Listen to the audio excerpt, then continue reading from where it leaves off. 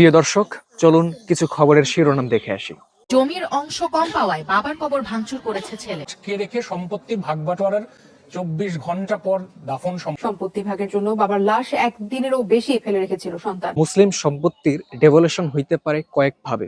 হেবা হইতে পারে, ওয়াসিয়াত হইতে পারে, অথবা ফারাইজের মাধ্যমে সম্পত্তিটার বন্টন হইতে পারে। তো এই বিষয়গুলো সম্পর্কে অনেকেরই পর্যাপ্ত জ্ঞান থাকে না।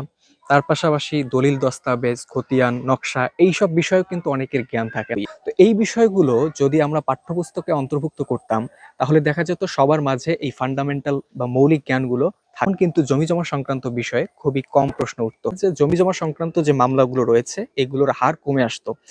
আমরা জানি সিভিল মামলাগুলোতে খুব হিউজ একটা টাইম লাগে মামলাগুলো সমাধান হতে। ৩৫-৪০ বছরে অনেক ক্ষেত্রে এই মামলাগুলো সমাধান হয় না। তাই জমিজমা সংক্রান্ত ফান্ডামেন্টাল বিষয়গুলোকে অবশ্যই পাঠ্যপুস্তকের অন্তর্ভুক্ত করা দরকার।